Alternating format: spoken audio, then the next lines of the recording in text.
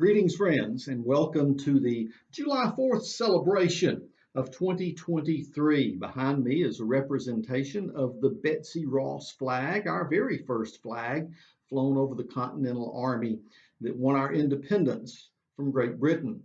We'll talk to you a little bit today about Betsy Ross, why she is such an important figure in American history and needs to be honored and lifted up as a great patriot, a great businesswoman, and just an all around good Christian example.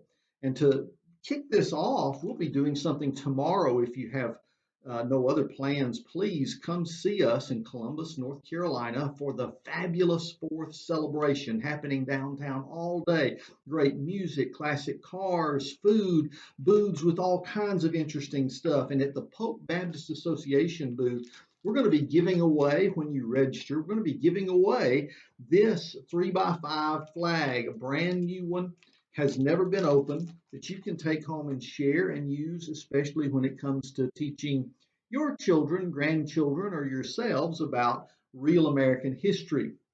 Why is this so necessary? Well, a few years back, one company wanted to put out a commemorative flag like this on some of their product, and all of a sudden the crazies came out again saying, oh no, that's a terrible flag, it's awful, and Betsy Ross was a horrible woman, and it's racist, it's some symbol of racism. Well, nothing could be further from the truth. As a matter of fact, if you look into the history of the lady we're about to talk about, she's the ideal person to lift up, to say to your own daughters, hey, be like Betsy Ross. She was a great American hero. Who are we talking about? The lady who is credited with making this first flag, which, by the way, some historical revisionists want to say, oh no, she had nothing to do with it. That was a story made up later. I'm going to show you why it's absolutely true. So stick around till the end of the video to make sure you know as well. But when we talk about this woman, this is a great picture of exactly what America has produced from its Christian heritage and some of the people that grew up here and fought for our independence. You see, her name, Betsy, was a short for Elizabeth Griscom. She was born on New Year's Day, 1752, in Philadelphia. She was the 8th of 17 children of Samuel and Rebecca James Griscom. Only 9 of the children survived to adulthood. 2 siblings died even before Betsy was born. One sister died when she was 5, another when she was 7. She had 2 brothers, though, both named Samuel. How did that happen?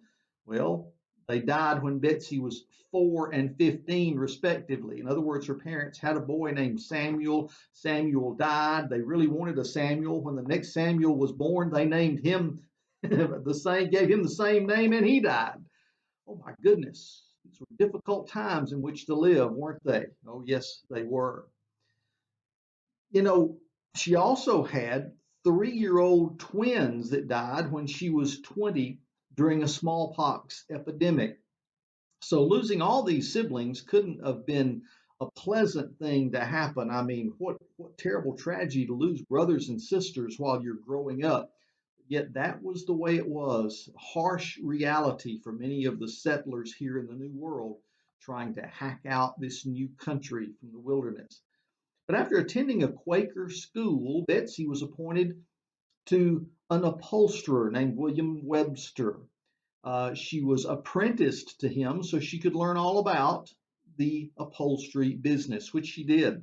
Now, while working for him, well, she fell in love with fellow apprentice, a guy named John Ross.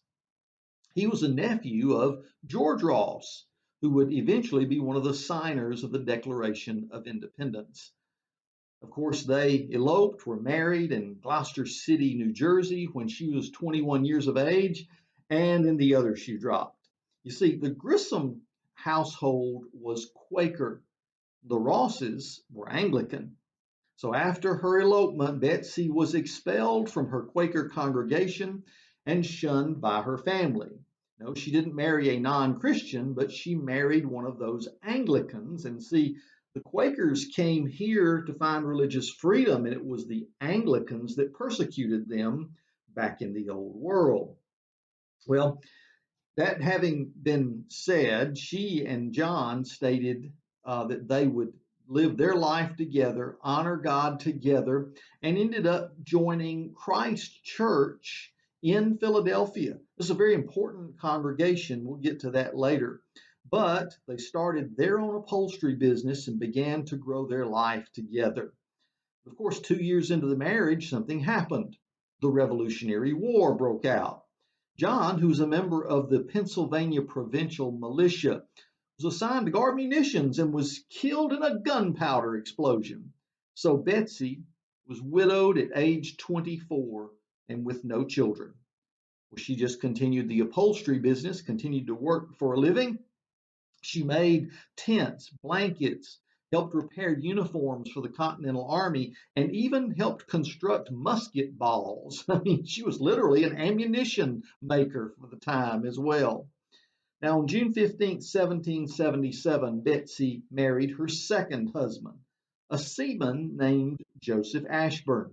Well, in 1780, Ashburn's ship was captured by the Royal Navy. He was charged with treason, jailed in the Old Mill prison in England, and while he was there, his first daughter with Betsy, named Zillah, died, and another daughter, Eliza, was born. He died in the Old Mill in 1780, and a fellow prisoner named John Claypool brought Betsy the news. 3 years later, she married Claypool. They went on to have 5 daughters together: Clarissa, Susanna, Jane, Rachel, and Harriet, who died while still a baby. So it's been a tough life. Betsy has now outlasted 2 husbands that have died because of the Revolutionary War, and finally marries this third person, and she and John at least have the opportunity to have some children together. Now, John Claypool died in 1817. So Betsy, at that point, who had worked all along as an upholsterer and seamstress, kept her shop open for another decade after his death before retiring because of poor eyesight and moving in with one of her daughters, Susanna, there on Arch Street in Philadelphia. Now, what's amazing is a lot of people don't like to lift up Betsy because of anything perhaps besides making this flag, but she was a businesswoman, a Christian businesswoman who kept the business going through the best and the worst of times. She supplied all the people around with what they needed. She helped out the Continental Army, and she was a tremendous patriot. But when we think in terms of why is it people don't like to recognize her contribution in making this flag, it goes along with a lot of the other historical revisionism we see about the things that happened around the Revolutionary War. Some would say, well, there's no evidence that, and this is what a couple of them would say, there's no evidence that Betsy Ross even knew George Washington, much less was asked to make that flag. But that, my friends, is a lie. Let me tell you why. You see, Betsy, who, by the way, lived a fairly good long life for folks of that age, where, as you can tell, the lifespan was much shorter. She died in her sleep on January the 30th, 1836, at the age of 84. She was initially buried in the Quaker burial ground near 5th and Locust Street, but she was later moved. Her body was moved, and let me find out where that is, to Mount Moriah Cemetery in 1857 before being brought home to a courtyard adjacent to the Betsy Ross home in time for the bicentennial, and that was done in 1975. But what's the deal about why people can't believe that she made the first flag? Those statements about the fact that she couldn't have known any of the revolutionaries in the army or any of that kind of stuff, she was just a poor little lady running an upholstery shop in Philadelphia, they've missed the key point of all of this, and that's Christ Church. Christ Church was established in Pennsylvania around 1695, and according to many historians, no other church played a more significant role in the founding of the United States of America. Christ Church was founded by members of the Church of England as a condition of William Penn's charter. The church was the official King's Church, the church that the Quakers had rejected because it persecuted them while they lived in England. But now, years later, the King's Church was right in the middle of William Penn's new Quaker colony. However, the Quakers now embraced religious tolerance as a key tenet of their faith. They didn't want you to go marry one of those Anglicans, as Betsy found out, but they were willing to live together and even worship together in the right circumstances. So Anglicans and Quakers would now live together as Christian neighbors. In fact, they started a pattern which became consistent throughout the colonies. Denominations would persecute each other back in Europe, but that would not happen here in the colonies, where religious freedom would reign in this new nation under God. Well, it's interesting that the Christ Church was so important to the early colonies. In fact, the Christ Church steeple was the tallest structure in the colonies for 56 years. Those who regularly attended the church included George Washington, Benjamin Franklin, Robert Morris, Absalom Jones, Benjamin Rush, and John Penn, William Penn's grandson. In fact, ultimately, Christ Church's congregation included 15 signers of the Declaration of Independence. And guess who else attended that church regularly, even after her husband passed away? That's right, Betsy Ross. In fact, as you visit that congregation even today, or that historic building, that structure, you'll find that, as was the case, people quite often had nameplates on pews where they actually sat. And sitting close and adjacent to George Washington, who worshiped there faithfully whenever he was in Philadelphia, was guess who? Betsy Ross. So you see, the reason that Betsy was chosen to create this flag was she was the seamstress of the congregation. She not only knew all of these folks who were so active in the forming of this new nation, but she went to church with them. They worshiped together, and so when it was time for someone to be called upon for this great duty to create this flag to represent the new nation, the natural choice was Betsy Ross. Hey, she sits in the pew right across from me. That's why it was so important. And you see, those who would say Betsy Ross was somehow a racist or a slave owner are completely wacky. Number one, the Quaker colony of Pennsylvania had already set aside that slavery was immoral and illegal. Matter of fact, if you were a part of a Quaker congregation and you chose to own a slave, you were immediately expelled.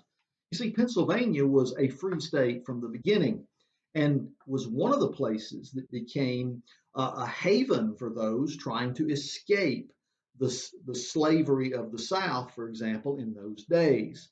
Oh, nothing could be farther from the truth than to call Betsy Ross anything like a slave owner or a racist. Instead, she was a part of one of those Christian denominations that was taught to respect the lives of people regardless of their background, the color of their skin, the language they spoke, or anything else. She was a part of one of those original, I would say, Americanized congregations that said we need to be a place where every person is honored and recognized. Now, we realize that a lot of that had to take place over a period of time because the world at the time of our revolution still was embroiled in human trafficking and slavery all around it. We'd love to think that we've gotten rid of that today, but unfortunately, it's in some places worse than it's ever been. We even have it flooding over our southern borders today, and our politicians seem to be powerless to even consider it, much less stop it. So, friends, as we look back on our history, I think it's important that we lift up the people that should be praised, the people that should be pointed to as examples of not only our Christian faith, but real patriotism. But it's time that we honor them for who they are and the providential place that they have in our history. So when you look at this beautiful flag and remember that Betsy Ross created it, designed it, even showed the folks how to make a five-pointed star, how it would work. That's part of her legacy instead of having stars of different points because five-point stars are too hard to make. Betsy Ross is the one that said, oh no, here's the way to do it easily and helped design this flag. Friends, I hope you've enjoyed this as just a little, not just history lesson, but a little spiritual inspiration for your Independence Day celebration. You want to get a copy of any of this material, you can find it all over the internet in some great places. I would say of the favorites that I would want to go to David Barton's website, Wall Builders, and you'll find a lot of this information as well as other places around the web. But if you'd like to win one of these, if you'd like to take one home, hey, show up tomorrow and just register at the Polk Baptist Association booth, and we might just send you home with this beautiful flag as a gift on Independence Day. God bless you. Thanks for spending some time with me. We'll do this again later on, and don't forget to catch my devotionals every morning. Wake Up in the Word. We're on YouTube, on Rumble, and also Facebook Live if you just friend me. Well, God bless you. You have a great day in the Lord. And thank God for this nation He's given us, in which at least right now we can still freely preach the gospel. We'll see you next time.